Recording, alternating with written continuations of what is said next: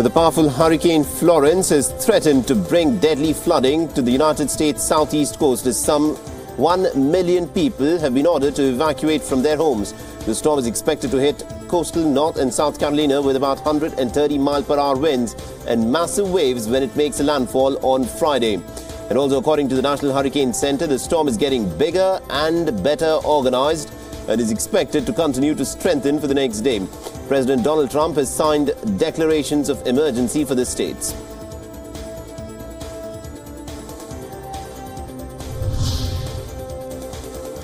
Hundreds of thousands of Catalan separatists gathered in Barcelona to celebrate their region's commemorative day that is known as Diada. The rally was aimed to boost secession efforts after a failed independence attempt last October, which kicked off a constitutional crisis in Spain. 440,000 people have registered for the event organized by the pro-independence Catalan National Assembly citizens group in central Barcelona to mark the anniversary of the fall of Barcelona to Spain in 1714.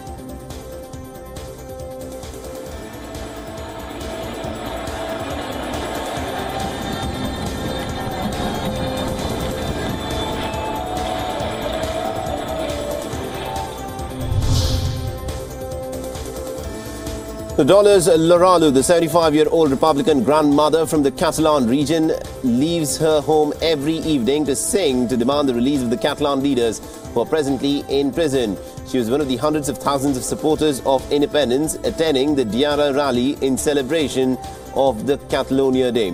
The Dolores, when voted in the banned 1st of October referendum, and said that she was shocked at the Spanish police action that was carried out in order to stop people from voting.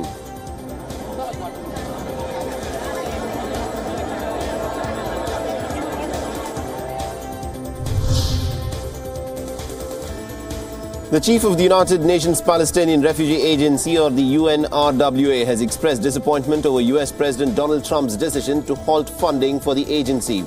Meanwhile, Arab League foreign ministers met in Cairo after Trump's decision left the UNRWA trying to cover a $200 million shortfall from Gulf and European donors. Now, relations have sharply deteriorated since Trump decided to recognize Jerusalem as Israel's capital last year, prompting Arab warnings that it could actually fuel the crisis in the region.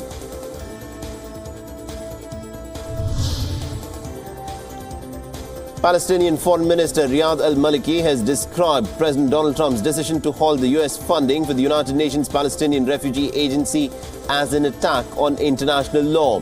Now, Washington announced last month that it was halting all funding to the UNRWA, saying that the agency's business model has actually made it an irredeemably flawed operation. Trump's decision has left the UNRWA with a $200 million shortfall and has further strained tensions between Washington and the Palestinian leadership.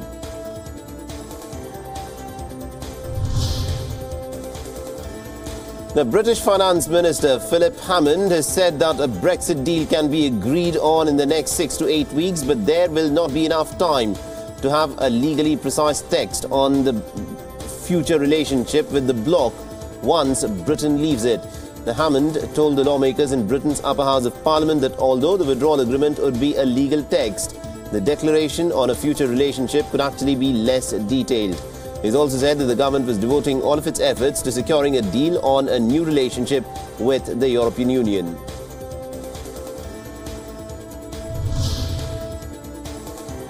The boss of Britain's biggest car maker, Jaguar Land Rover, has warned that the wrong Brexit deal could actually cost tens of thousands of jobs in Britain, saying that he had no idea whether his plants would be able to operate after Britain leaves the European Union next March.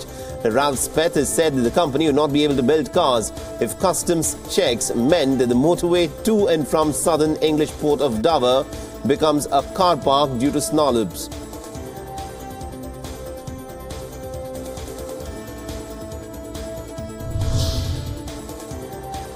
Russia has begun its biggest war game since the fall of the Soviet Union, mobilizing 300,000 troops in a show of force that will include joint exercises with the Chinese army. China and Russia have staged joint drills before, but not on such a large scale. The Vostok 2018 exercise signals closer military ties between Russia and China, as well as sending an unspoken reminder to Beijing that Moscow is actually ready to defend its sparsely populated Far East.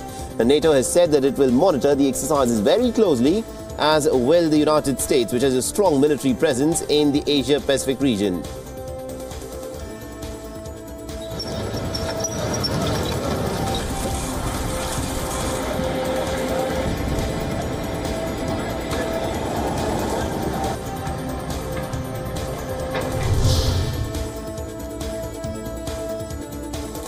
The Chinese President Xi Jinping and his Russian counterpart Vladimir Putin have called for promoting subnational cooperation to cement the bilateral relationship and benefit the people from the two countries.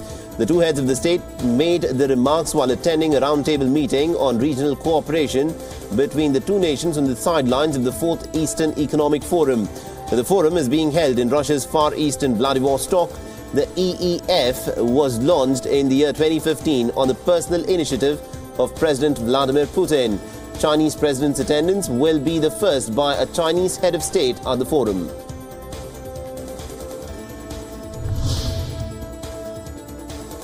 A close ally of President Vladimir Putin has in fact threatened to make mincemeat of Kremlin critic Alexei Navalny, challenging him to an old-fashioned duel over his alleged libellous and insulting corruption accusations. The Viktor Zolotov, the head of Russia's National Guard, has accused the jailed opposition leader of being a puppet of Washington and has said that his aim was only to destabilize Russia. Navalny is currently serving a 30-day prison sentence after a court convicted him last month of breaking protest laws.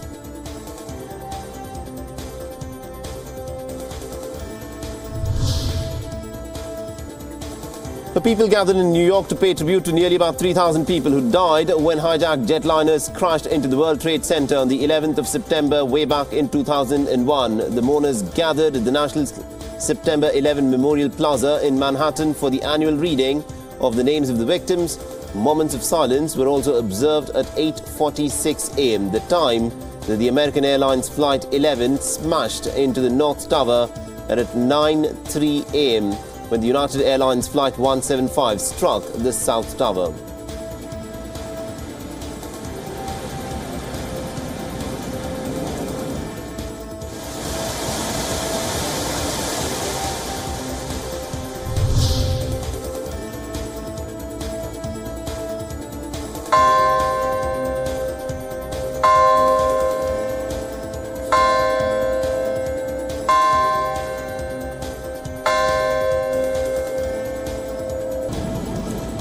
Now, the bell of hope rang out at St. Paul's Chapel in New York to mark the moment when the first of the two planes hit the World Trade Center's Twin Towers. Now, the rector from the nearby Trinity Church, Wall Street, led the prayer service and the remembrance on the 17th anniversary of the attack. The bell tolled 5 times in sets of 4. The pattern of 4 fives is the traditional firefighters' salute to the fallen. The Bell of Hope has been rung on every anniversary since 2002, when it was presented to New York City by London to honor the almost 3,000 dead in the attacks.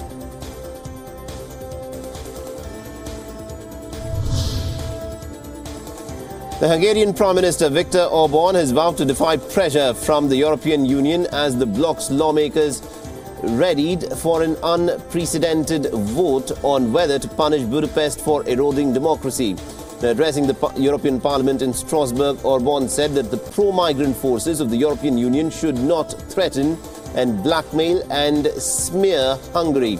Speaking in support for Orban, the former leader of Britain's Independence Party, Nigel Farage, has called on Hungary to imitate Britain by leaving the European Union. Without the readiness of the Hungarian government to solve the current issues. Now, the campaign for the parliamentary elections in Iraq's semi-autonomous Kurdistan region has begun just over a year since the region's failed independence bid. Hundreds of candidates are in fact vying for seats in the 111-seat House. The current parliament was elected in 2013. The locals in the streets of Suleimania were pessimistic about the upcoming elections, with some predicting that there could even be vote rigging. Now, the campaigning had been delayed by a week as the Kurdish political parties debated delaying vote over stalled negotiations in Baghdad.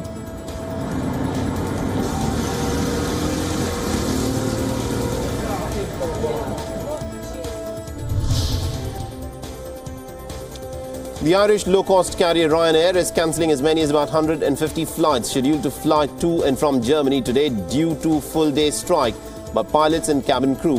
Ryanair has also said that strikes by pilots and cabin crew in Germany would actually lead to job cuts if they continued. The Ryanair pilots and cabin crew in Germany, represented by unions, are set to stage a full-day walkout on Wednesday as they seek better pay and terms.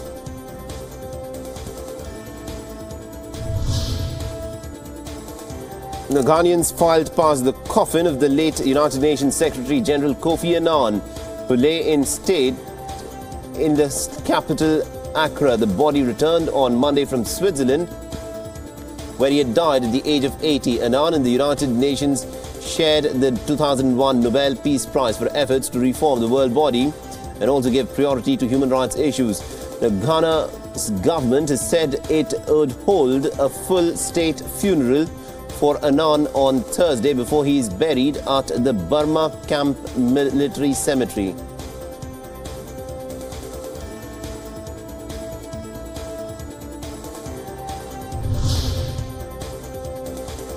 A suicide bomber has killed at least about 25 people at a gathering in Afghanistan's Nangarhar province.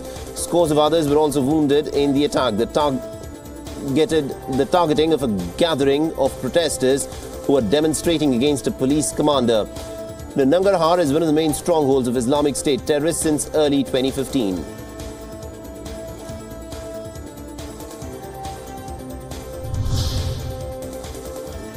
Zimbabwe has declared a cholera outbreak in the capital Harare after 20 people died from the disease. The country's new health minister has confirmed that more than 2,000 people were infected by drinking contaminated water. The latest cholera outbreak has come after burst sewers in two Harare suburbs had contaminated water. Zimbabwe suffered its biggest cholera outbreak in 2008 at the height of an economic crisis when more than 4,000 people died and another 40,000 were treated after being infected.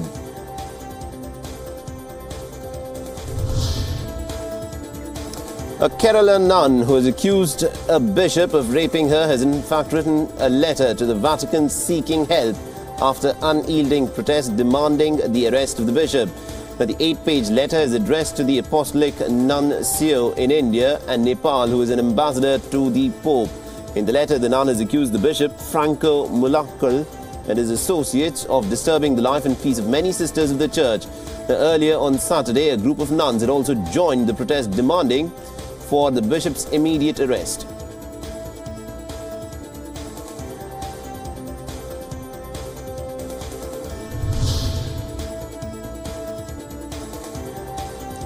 Now, an overcrowded bus plunged into a gorge in Telangana on Tuesday, killing at least about 55 people and injuring several others. The bus, a part of the state-run network in Telangana, was returning from a hilltop temple in the district of Jagtial. The brake failure was reportedly cited as the possible reason for the tragedy, but a top district official said that the claim needs to be investigated. Now, there were 94 people on board the bus at the time of the incident.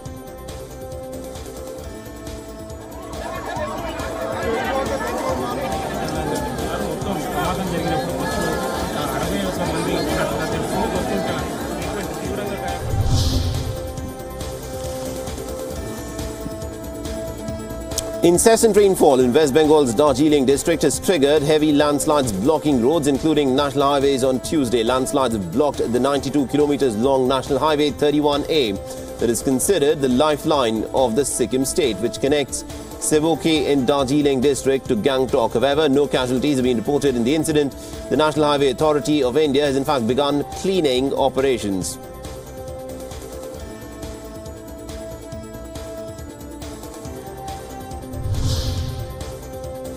The heavy rains have caused flooding in the holy city of Varanasi, leaving its temple almost completely submerged. Now, devotees have not been able to visit the sacred site during the flooding. Meanwhile, the flooding in the West Bengal city of Siliguri has also resulted in waterlogged roads and locals wading through knee-deep water.